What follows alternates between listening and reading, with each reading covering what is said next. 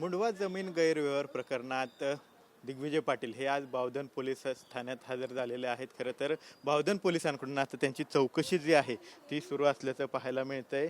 साधारणतः 10च्या सुमारास दिग्विजय पाटील जे आहेत ते या बावधन पोलीस ठाण्यात हजर झालेले आहेत आणि आता तब्बल 3 तास उलटून गेलेले आहेत आणि 3 तासापासून बावधन पोलिसांकडून दिग्विजय पाटील यांचं स्टेटमेंट जे आहे ते घेण्यात येते. खरं तर मुंडवा जमीन गैरव्यवहार प्रकरणात अमेडिया कंपनीचे भागीदार असणारे दिग्विजय पाटील, त्याचबरोबर शीतल तेजवानी आणि रवींद्र तारू यांच्यावर गुन्हा दाखल आहे आणि या संपूर्ण प्रकरणात चौकशी करण्यासाठी खरं तर आज दिग्विजय पाटील हे बावधन पोलीस ठाण्यात हजर झाल्याचं पाहायला मिळते. मध्यंतरीच्या काळात जय पवार यांचं लग्न असल्यानं ते या चौकशीसाठी हजर राहिले नव्हते. मात्र आता लग्न कार्य उरकल्यानंतर ते महाराष्ट्रात परत आल्यानंतर आज ते बावधन पोलिसात हजर झाल्याचं एकूणच आपल्याला पाहायला मिळतं. या जमीन घोटाळा प्रकरणी राज्यात खरं तर खळबळ उडालेली आपल्याला पाहायला मिळते आणि त्याच पार्श्वभूमीवर मुंडवा जमीन गैरव्यवहार प्रकरणात अमेडिया कंपनीचे संचालक असणारे दिग्विजय पाटील यांची सध्या बावधन पोलिसांकडून चौकशी सुरू असल्याचं पाहायला मिळतंय. दिग्विजय पाटील हे खरं तर पार्थ पवार यांचे मामेभाऊ आहेत आणि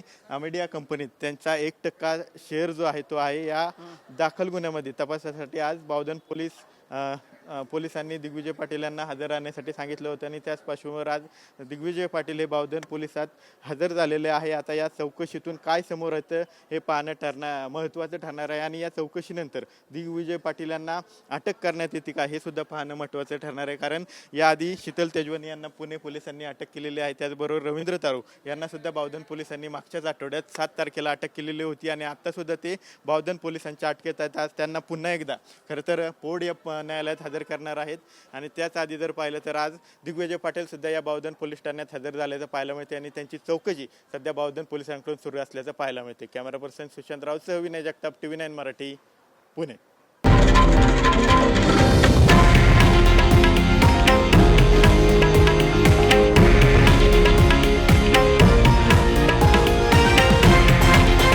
हे आहे देशातील नंबर 1 न्यूज नेटवर्क आणि आपण पाहत आहात TV9 मराठी, एकमेव.